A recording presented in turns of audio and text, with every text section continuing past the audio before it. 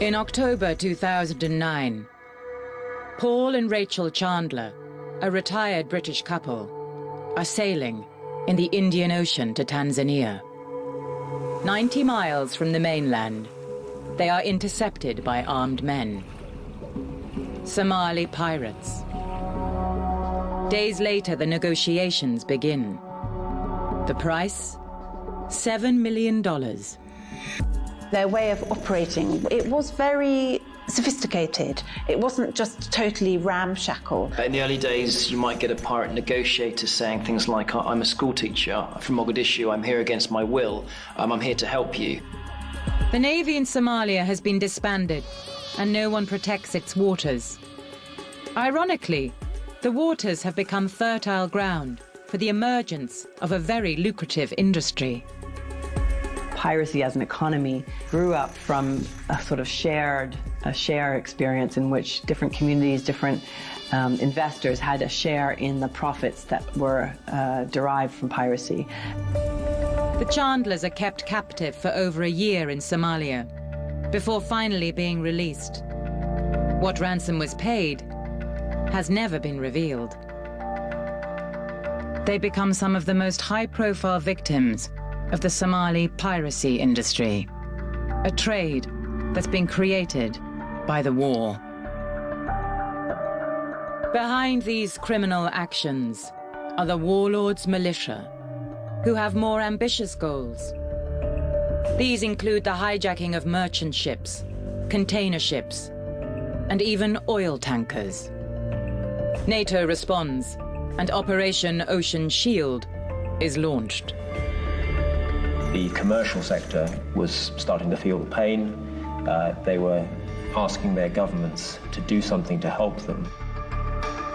Ocean Shield is just one of many actions aimed to eradicate the epidemic of Somali piracy, extremism, and terrorism, sown by US intervention in the region 2 decades earlier.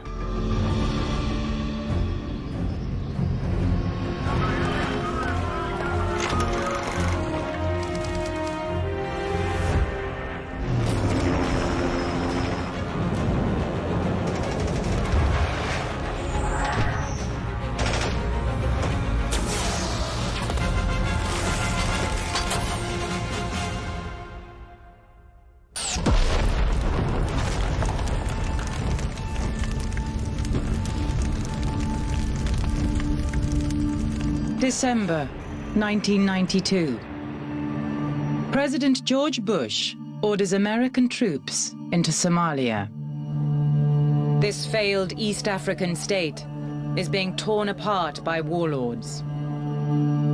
The Americans initially went in to protect. They went in as a humanitarian force. You know, if people need help, that's what we're here for. But Operation Restore Hope is to go badly wrong.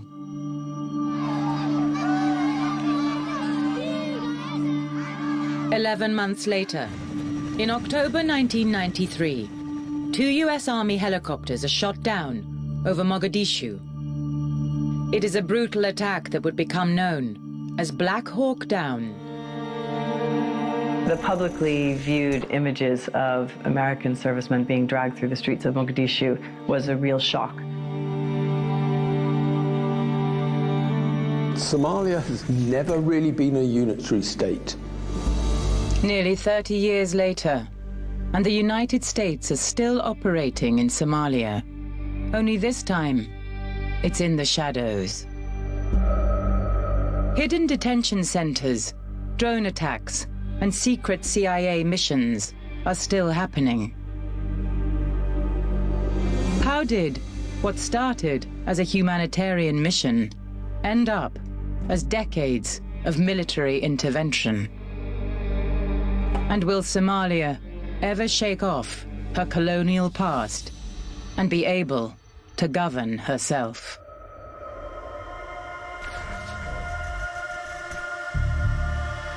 Known as the land of the gods to the ancient Egyptians, Somalia's natural features and geographical position should be a recipe for success. So in the Horn of Africa, during the colonial period, there was an interesting mix of people who were vying for control of that particular very strategic area that kind of goes up towards the Gulf states into the Red Sea.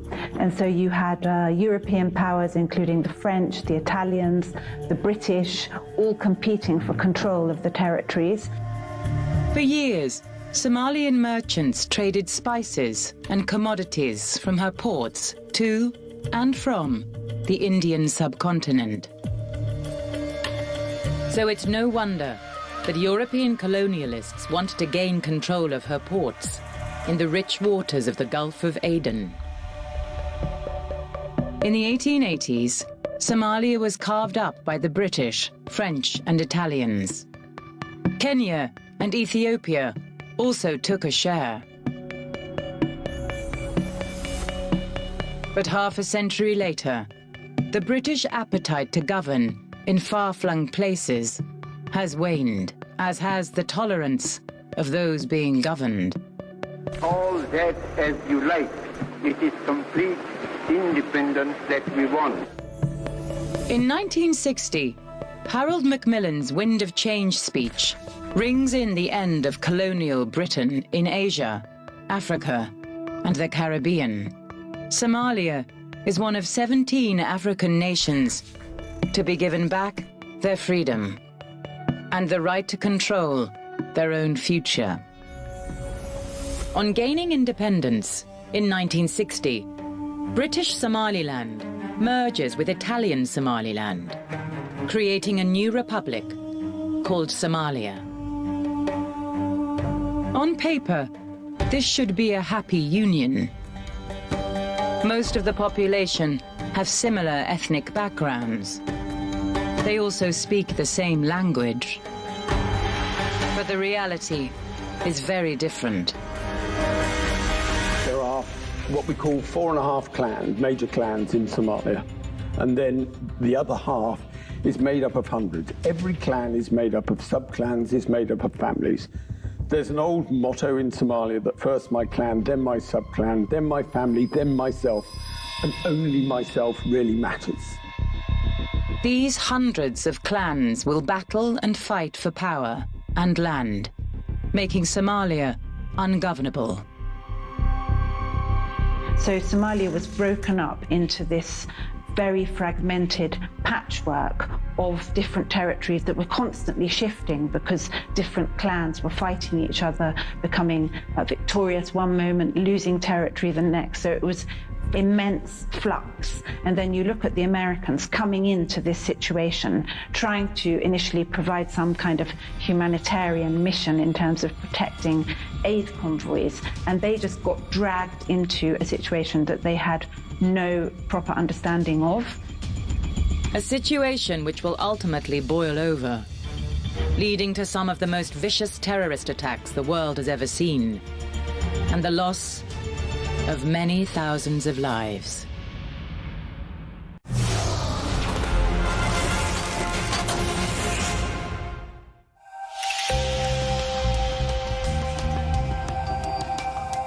In 1991, Mohamed Siad Barre has been the despotic leader of Somalia for 22 years.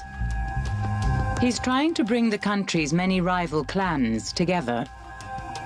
Siad Barre attempted to install a sort of system of pan-Somali identity, which he called Somalinimo. The idea was that people should have a stronger tie of loyalty to their national identity than they would to their clan identities.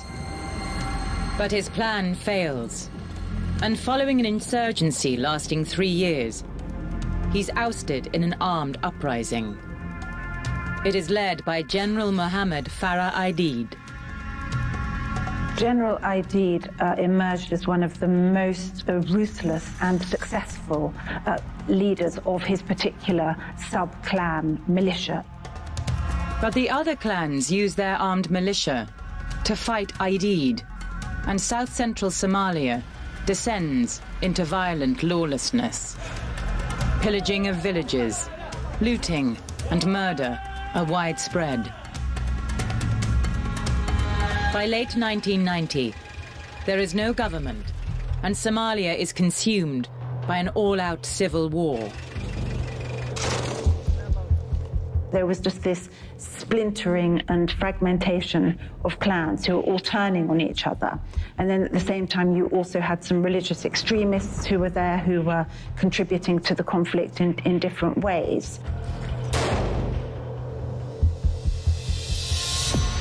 But this conflict is not at the top of the international agenda. The world is distracted. A coalition of allies has just gone to battle against Saddam Hussein in the first Gulf War, with diplomatic and aid agencies driven out by the violence. The people of Somalia suffer and starve. A whole 12 months after the regime of Barre falls, the UN eventually brings the world's focus onto the crisis in Somalia.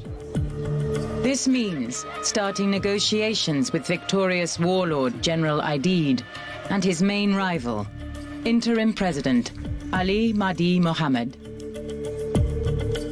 So Aidid became one of the most powerful and important warlords to negotiate with from the US and the UN side in order to try to think about creating a new nation state. I think I'm stronger than any time in the past. I'm a free man, I'm staying in my land, I'm Somali, I'm with my people. Therefore, I'm in a very good position. After intense talks between the sides, Aidid and al-Mahdi agree to a ceasefire and for US forces to monitor their compliance. These UN troops will also ensure the delivery of humanitarian assistance. The United Nations operations in Somalia, known as UNISOM, comes into being. They are tasked with helping to deliver the 100-day action program that will provide urgent humanitarian assistance to the country's 7.5 million people. Millions of dollars pour in from countries around the world. But Somalia still has no central government.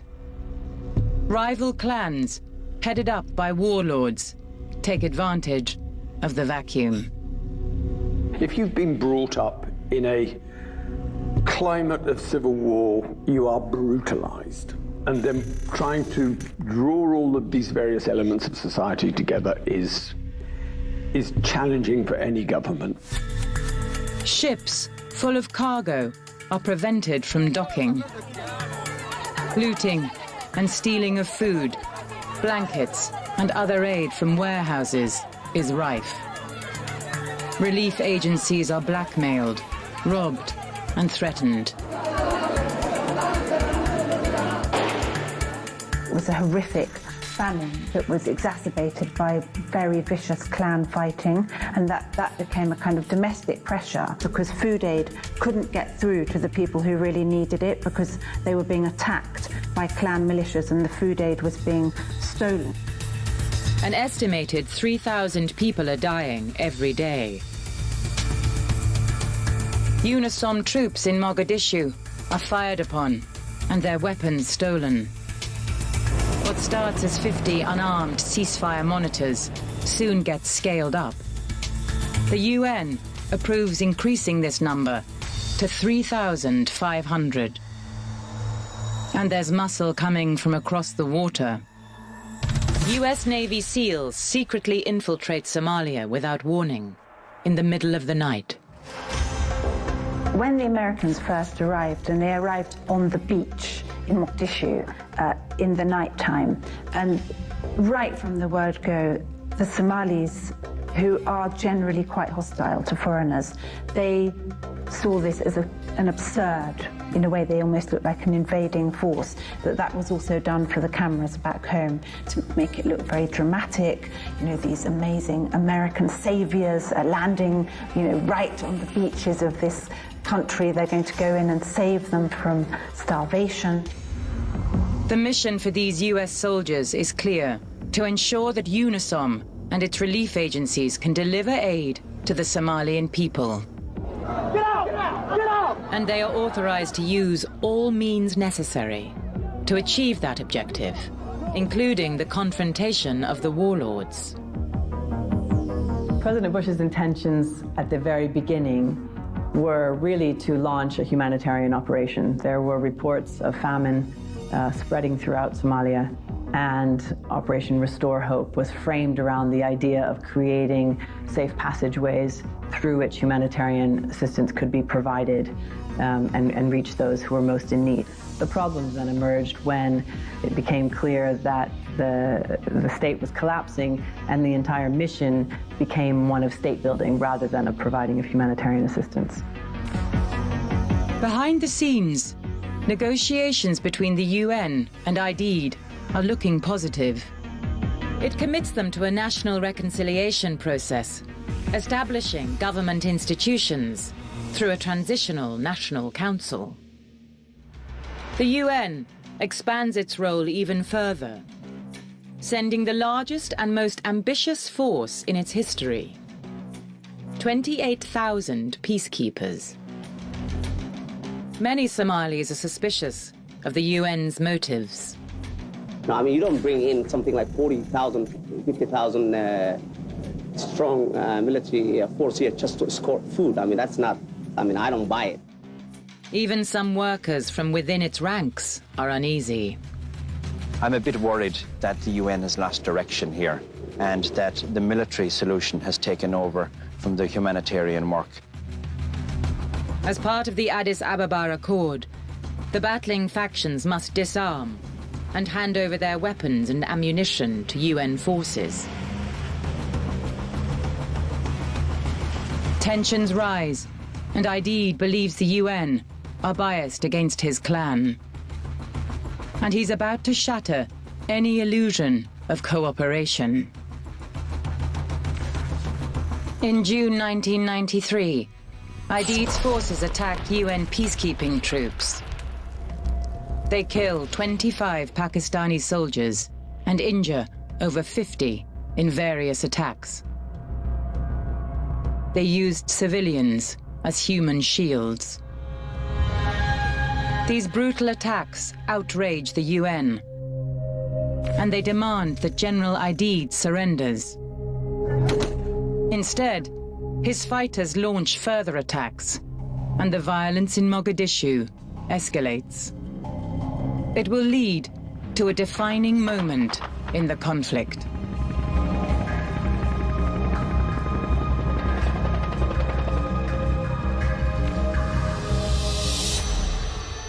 Four months after IDID's attack on the UN, and the US is planning an audacious raid using a military unit known as Task Force Granger. Intelligence reports show that there is an interesting meeting taking place in the center of Mogadishu. Present are some of General IDID's closest allies. The US is going to capture them.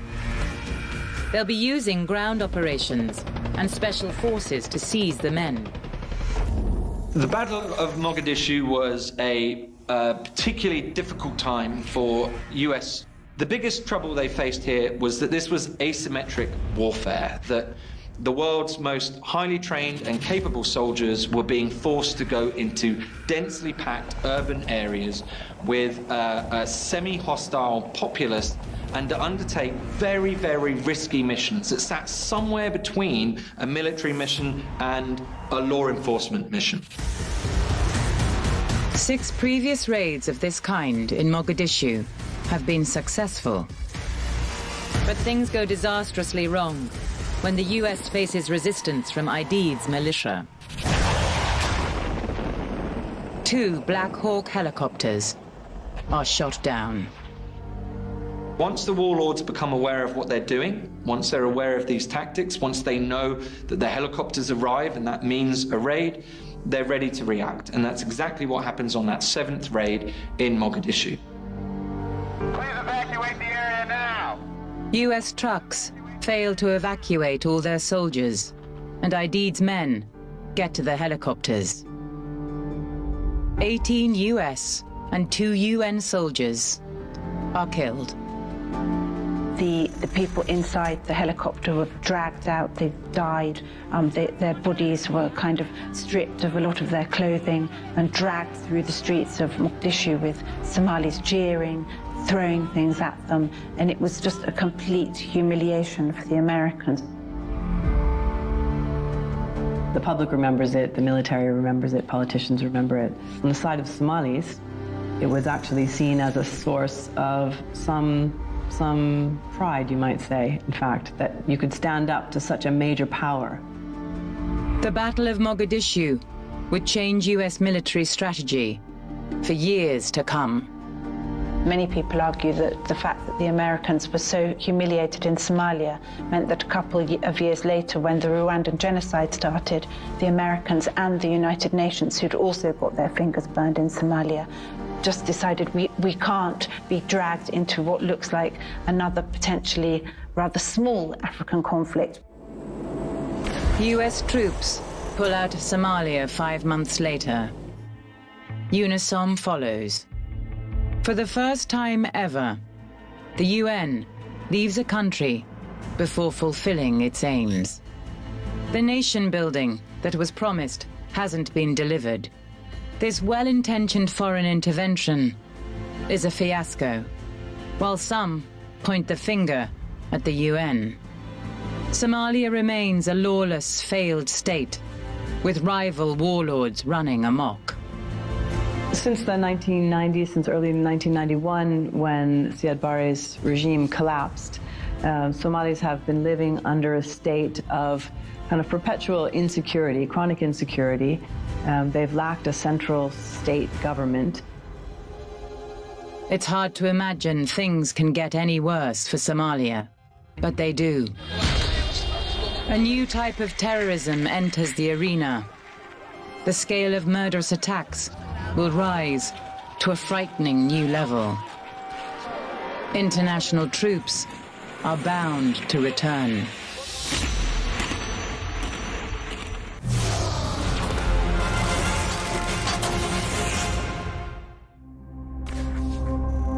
It's 2006, and after decades of brutal civil war, there is peace at last in parts of Somalia. Airports and ports reopen. There's a court system in place. There was a reduction in the level of fighting, a reduction in the level of violence, also a reduction in the amount of population displacement. This law and order has been brought about by the Islamic Courts Union, ICU. Originally, a legal and political organization started by Muslim clerics. They operate courts in Mogadishu, adjudicating cases according to Islamic or Sharia law. The rulings are enforced by local Islamic militia. In 2006, these forces came together. It was a period of incredible hope for Somalis, and it was a model that worked for the territory, even if it was unusual, especially perhaps in the eyes of Western powers who saw it as some kind of Islamist threat, possibly linked to Al-Qaeda. The ousted warlords who've lost territory to the ICU play to these American fears. They say if the ICU stays in power, Somalia will become a hotbed of Islamic extremism. America is fighting a war on terror, so it starts to scheme to get rid of the ICU. Ethiopian troops are already secretly crossing the border into Somalia. They want to back the failing interim government against the Islamic forces, not least because the ICU is threatening to try and take a disputed area of Ethiopia, the Ogaden. Coincidentally, America wants to shore up support for the transitional government in Somalia too. She thinks they can drive the Islamic Court Union out of Mogadishu. So, in July 2006, America backs a full Ethiopian invasion of Somalia. By December that year, Ethiopian troops enter Mogadishu with little opposition. The ICU is forced out, and the transitional government is back in charge. The offensive has worked, at least in the short term. But not for the people of Somalia, who again face chaos and war. It's the beginning of a new refugee crisis. And there is a devastating, unintended consequence. The Islamic Courts Union had kept disparate Islamic factions together. Now, one of the most radical and extremist of those factions, Al-Shabaab, or the youth, rises to the forefront. Really, Al-Shabaab rose out of a cluster of different fundamentalist movements that were quite latent, not particularly militarized, until 2006 when Ethiopia invaded Somalia.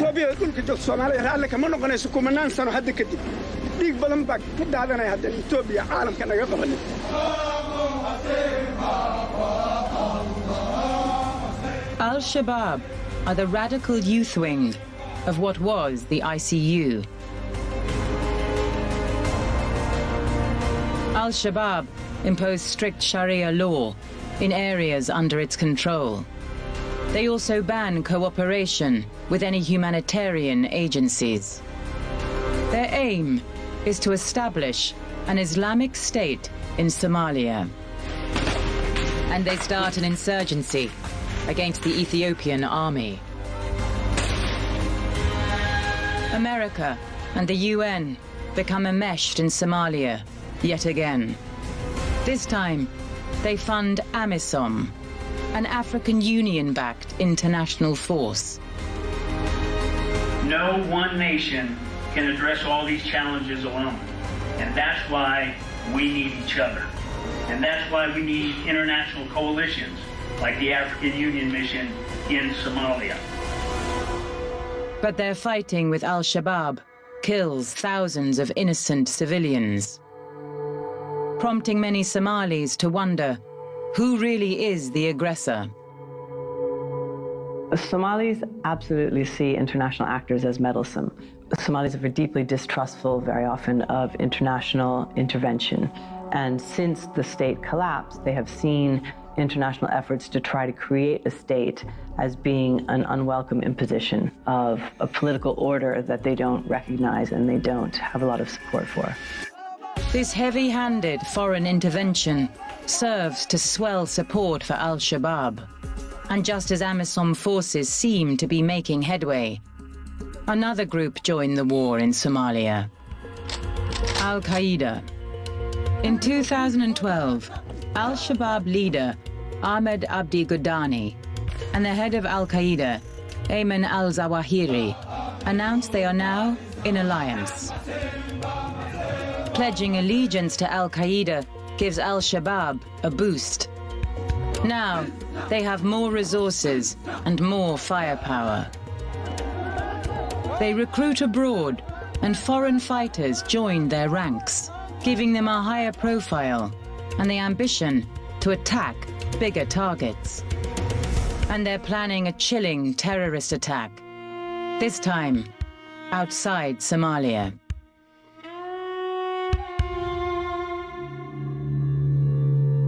On September the 21st, 2013, shoppers in a well-heeled part of Nairobi are browsing at the city's Westgate Mall. Suddenly, there is panic.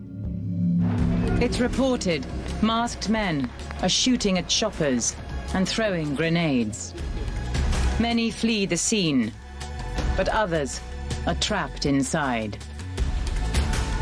We knew for a long time that this was coming. Al-Shabaab and other terrorist groups have threatened to attack Kenyans. In some cases, the gunmen separate out the Muslims from the non-Muslims, murdering those who aren't. The innovation of Al-Shabaab, both with the idea of roaming gunmen and sustained attacks, and the use of social media, that really set that as a precedent for terrorist groups to take on. This tactic of armed militants shooting and knifing innocent civilians will ultimately spread to major European cities, including London, Paris, and Madrid. Eventually, specialist Israeli operatives enter the mall.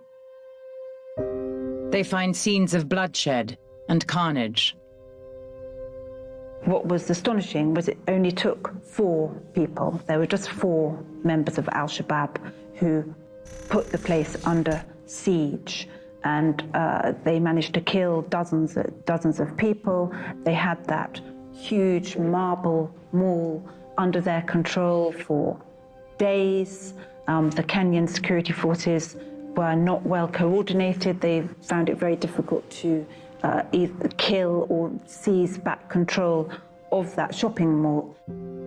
With 72 people lying dead and hundreds more injured, Al-Shabaab exults in the success of their attack, blaming Kenya's intervention in Somalia for the bloodshed. That was something that was very humiliating for the Kenyans, who are seen as a regional powerhouse. What Al-Shabaab did is set a new mode of operation for terrorist groups, namely to use gunmen and to undertake a siege. It did introduce a kind of dramatic shift, partly in terms of what Al-Shabaab was capable of. What it revealed is that Al-Shabaab was an innovative and extremely dangerous terrorist franchise. The reason the mall was chosen was as revenge against the government of Kenya for their intervention in Somalia. A key American counterterrorism tactic at this point was to train allies and other countries in counterterrorism methods, to engage them and to use them in those operations. And what Al-Shabaab was demonstrating here is that that would come at a cost. That if other countries wanted to engage in America's war on terror, if they wanted to be allies, that they themselves were putting themselves at risk. How will the US respond to this international act of terrorism? Will it put US boots on the ground for the first time since it pulled out of Somalia almost 20 years earlier, in 1994? The truth is, US military forces are already here, and have been, for at least a decade. In fact, America's been fighting a secret war in Somalia, hiding behind covert operations and new technologies. They can attack their enemies without ever suffering another humiliating Black Hawk Down. One of the huge attractions of the use of special forces is that they can go places that other people can't, because they will be prepared to carry risk that more conventional forces not wouldn't carry, but would not be allowed to carry by their political masters. The CIA are funding anti-terrorism operations here, with informers on the payroll, building up their intelligence capabilities. There are American special advisors, they're called, but some of them are involved in pretty active combat, but they're invisible. Like, you would never know that they're there. You might see sometimes in different parts of Somalia, I see some sort of private security forces in operation, Westerners and others, but you certainly don't see the Americans. The West is focused on beating the Al-Shabaab insurgency, not just for the good of Somalia, but to reduce the threat they pose to the rest of the world. Though with such asymmetric methods of warfare, it's hard to see how one side can win. Al-Shabaab's signature method is the suicide bomber. America mainly uses unmanned aircrafts or drones to take out terrorist targets. Drones provide an extremely effective tactical and strategic weapon. Firstly, strategically, because they allow greater reach and greater offensive reach of operations without carrying the political risk of having lots of body bags come home in aircraft. If you can intervene in places around the world without the risk without the political risks that come with those sorts of operations, that it becomes more seductive and tempting to do so. And if you look at the way that US drone operations have spread around the world, if you look at the frequency of those attacks, that would certainly seem to suggest that this is a very real risk, that there is a seduction to this technology. Somalia is yet another round in the fight against Al-Qaeda and the war on terror. One which seems to have no parameters, no rules of engagement, and an ending that's impossible to predict. As the global superpowers fail to save Somalia yet again, her citizens get poorer and more desperate. And if you're hungry, with nothing to lose, it can motivate you to take very extreme measures indeed.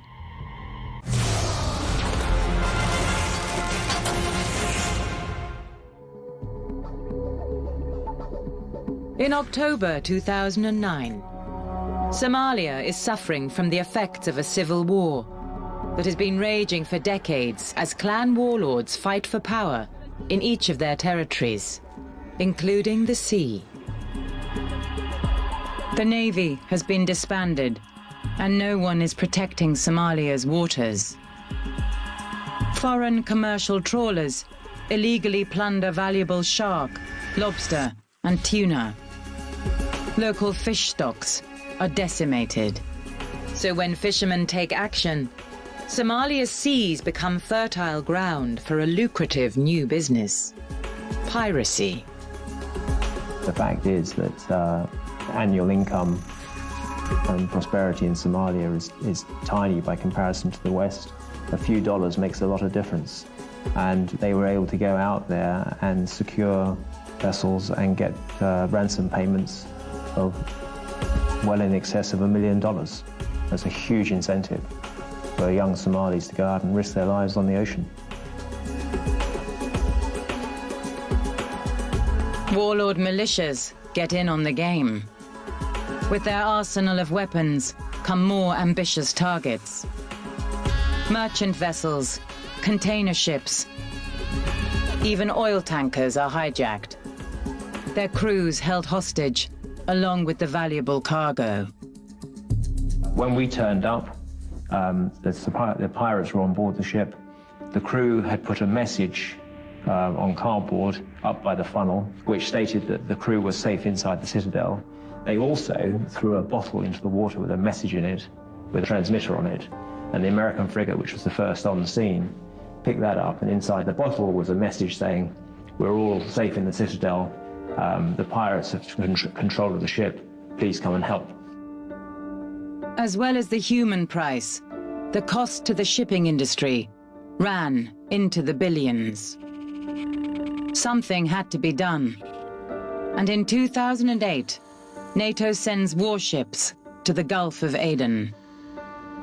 By the end of 2008, there was something in the region of 15 to 20 vessels being held off the Somali coast at any one time. And that's why governments then get asked to get involved, and they start to come up then with military solutions like that of EU NAVFOR. And then after that, we also see NATO getting involved with Ocean Shield. NATO's Operation Ocean Shield will police some 2 million square miles of water around Somalia. A big ask in an area larger than Western Europe. Their mission is to return safe passage for vessels in these waters, protecting them from piracy. Within a year, they've thwarted scores of Somali pirate assaults, and their continued presence off the Horn of Africa dramatically reduces piracy. This is billed as one of the most successful NATO interventions ever. Shipping routes through the Gulf of Aden are secure once again.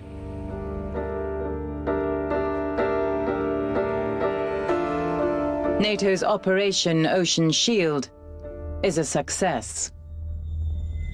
But the success of NATO patrols in the Indian Ocean has consequences.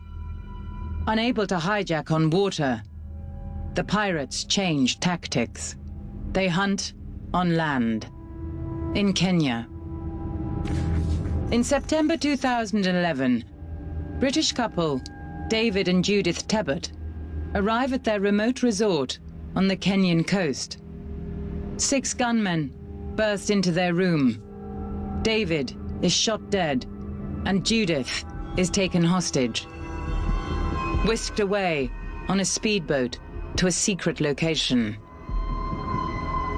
The attack is carried out by Somali pirates.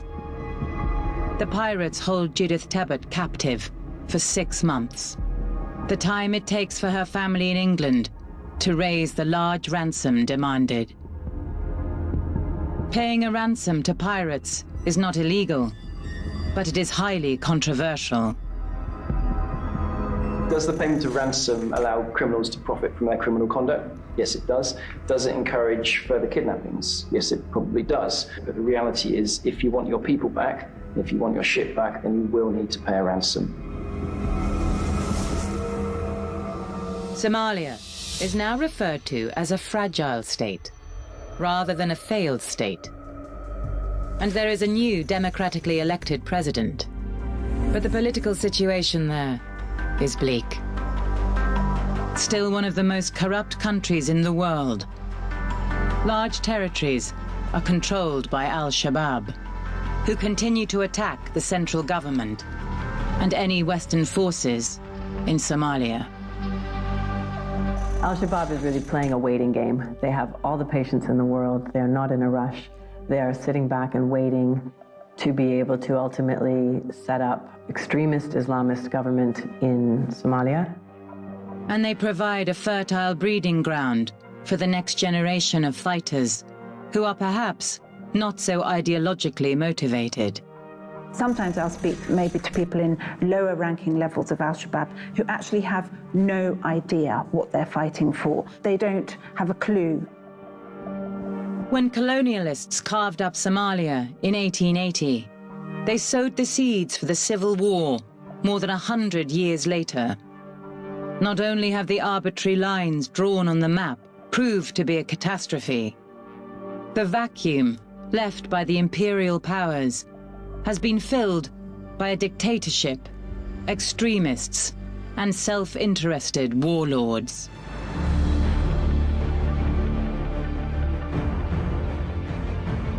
Since 1991, there have been 14 attempts by the international community to bring peace and stability to Somalia. All have failed. The next chapter in Somalia's history is yet to be written.